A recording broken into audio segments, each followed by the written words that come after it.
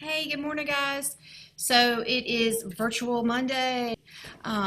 So remotely today, I want you to do what we talked about on Friday. If you remember, I either showed you a document or gave a paper copy of this, and it's just boxes with different categories and lines on it, okay? And you're just gonna do the front and the back.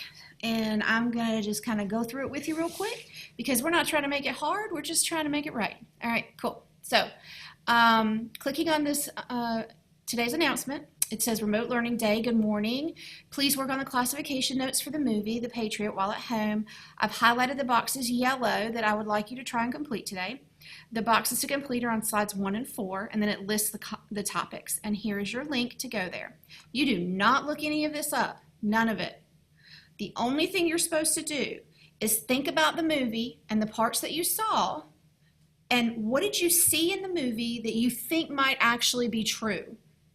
This is what we're doing. We're generating ideas. We're generating theories and outcomes because we all know how Hollywood can turn an event and add their creative license to it, and then it's just not historically correct anymore. And then we have to look at different sources and stuff like that when we talk about movies and film and history. It can be very powerful too, though, because now you can understand how the fighting happened. You can visualize gentlemen's warfare where they march up towards each other and they take turn, they shoot and then they go into hand-to-hand combat, or guerrilla warfare when they hide behind trees and barns and different things and use those tactics. So I want you to write down what you saw. That's it. Okay? All right, so I'm going to click here, and you're more than welcome to write down what I write down.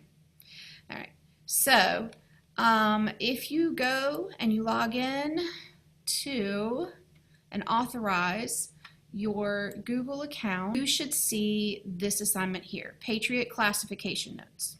All right, so we will click on that. And really, I have started it for you. Just some of the things that we've been talking about. So the first thing we're looking at is Patriot Militia. Now, we have talked about the militia before break. A militia is defined as a citizen army, and that just means people that joined with the regular army to fight for a cause that they believed in together. We say Patriot because it was the founding of our country. So militia is defined as a citizen army, and I put that one in there for you. Now, militias were regular people. Quick. So these are colonists that joined together to fight with the Continental Army. Now, I know that's very teacher speak, okay? So the other thing that I want you to do is make sure that you know it's okay to just say what you're seeing, okay? Regular people that fought. Okay? And then if you want to, you can, I'll put for freedom. How about that? So, Continental Army though. So the Continental Army is a little bit different. This was your professional armies. This was the colonial government. We'll just put American Army / colonial soldiers. And another thing we could say about them was that they were trained. They were professional. And they were trained specifically in conventional warfare, aka we call it gentlemen's warfare as well. And you saw the armies marching towards each other, and you saw the cannons go, and you saw the muskets and the way people lined up, and they kind of just dropped, and then the next people came. That's what we're talking about when we're talking about gentlemen's warfare. And so if we wanted to over here, because we know this group is professional, then we know this group is not. And so what does that mean? Well, it's the difference maybe between a student teacher and a veteran teacher. They have the training, and really it doesn't necessarily mean one is better than the other or more skilled at fighting. It just a lot of times means that they've been trained in the way to do things that's required for the job. So these people, the Patriot militia, they were mostly or largely untrained and volunteer. All right. But that did not mean they were not good at fighting, okay?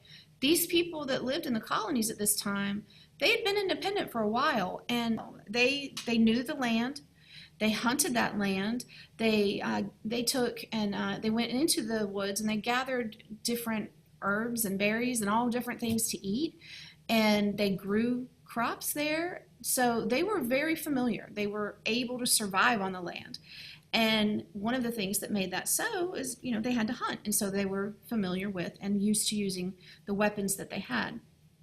And so they may be untrained in a professional standpoint, but for a lot of reasons, they used personal weapons. And I would say in here that they were familiar with the land. You know it because you live it.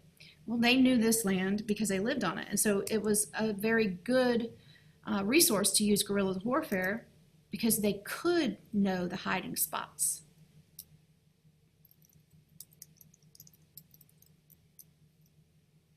Okay. Let's see over here. The Continental Army. We talked about this earlier today in one of the classes. I'm not sure if it was in all of the classes or not, but the commander was George Washington.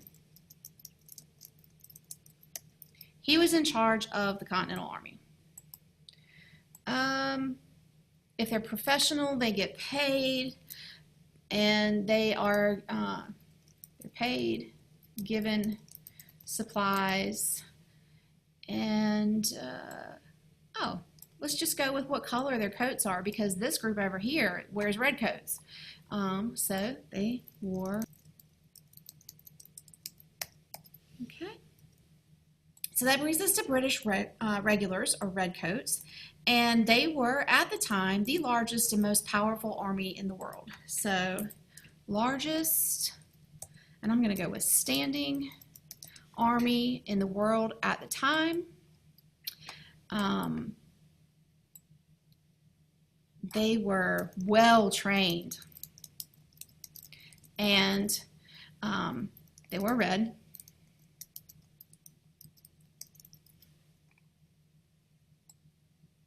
Okay. Another thing you might be able to say about them is they fought to keep colonies under British rule. So the next one that I want for us to work on together is the one that is called gentleman's warfare down here. Now, gentleman's warfare I explained a little bit earlier, but a good image from the video is this one here.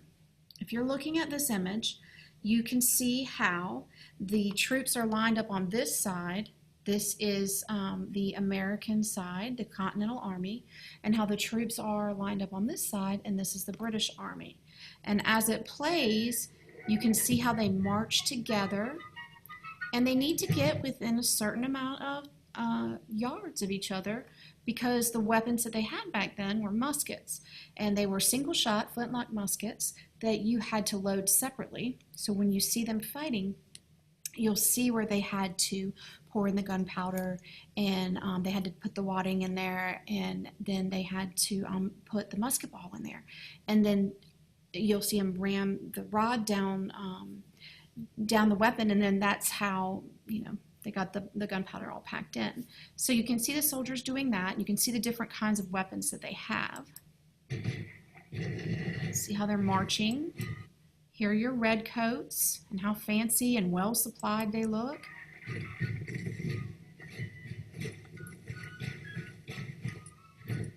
One thing to notice too, and this will come into purpose later, but these flags meant something, and the music meant something. It was a purpose. It wasn't just like movie stuff. And so you see how the other side has kind of lined up. This is from the other side's perspective. All right. And so these are the Continental soldiers. These are the ones that fought for independence from Great Britain. This would be the people that helped to found our country, that fought the initial war to make us our own country. And they're wearing the blue and the white. And you can see the muskets. And you can see in this shot just how massive the British Army was. Well, if you're doing a kind of battle where you're marching up to fight against them, and you see how he's saying that the commander for the American Army out on the field for the Continental Army is being foolish, because there's no way that as a new army we could face this enemy the way that they want to fight. We have to face them away and fight them a way that works for us and who we are. And type in what we know. We know that they were in lines or formation. We knew that based on at least that image, if we go back and look at it, they were fighting on an open field. See right there? So they fought in, and we'll just put open spaces.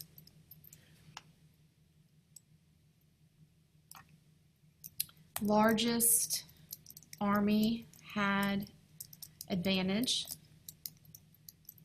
Okay, and then you're going to want to put in there that they marched close to each other, marched toward each other, we'll put other, marched toward each other, and fired. And this whole thing is also called, what we had said earlier, conventional warfare. This conventional warfare, like, it had rules. There were rules of warfare there, rules of engagement.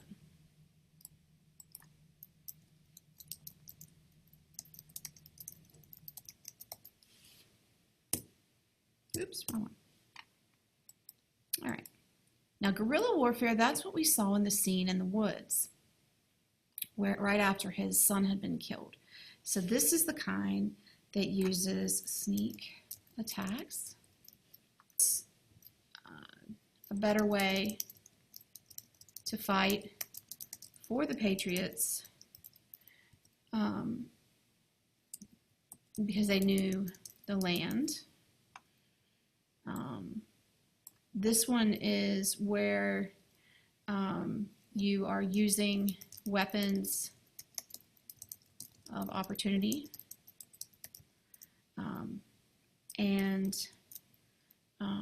you know, maybe you make decisions that would go against traditional warfare and different tactics. Like, he told his sons to take the officers out first, and the man said that it was a lost cause. And if you looked at that man at that time in that scene, one of the things that was hard for soldiers was they ran out of supplies, and at some point they were hungry, missed home. And then, even though that one soldier says in there that it's a lost cause, he was, and so that helped to give them energy. So see if you can find two more things with soldiers' life. Okay, if you come in here, communication, women, propaganda, African Americans, all that stuff we're going to do as the movie moves on. Same for life on the home front, loyalists, weapons, foreign aid. So I'm going to go here to these last two. So what are our American advantages? Right here, we knew the land. And that's a big deal. We knew warfare, war strategies from and if you remember in the movie, they said from the French and Indian War.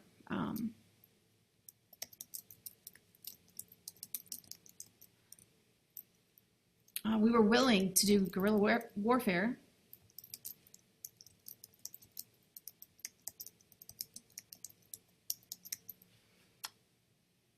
And then I will just let you guys come up with the last two yourself. And if you can't get all of these, that's okay. We still have more of the movie to watch. Well, one of the biggest advantages that they had was money. They had what felt like unlimited supply of like ammunition, weapons, uniforms, all those things. The British advantage would be they had the most powerful army. And again, this should be reviewed too because we already did the American Revolution unit. So they had the most powerful army in the world. Their training was phenomenal. So they had the best training. We can kind of leave it at that. I would like for you to insert an image here. Insert your image here and here. And then go back up here and finish out 4 and 5 for these 3. Okay? If you do that, then when we come back in on Tuesday, we can all just go straight to the video. Otherwise, we're going to have to do the whole debriefing. Okay. I hope you have a great day, and I will see you tomorrow.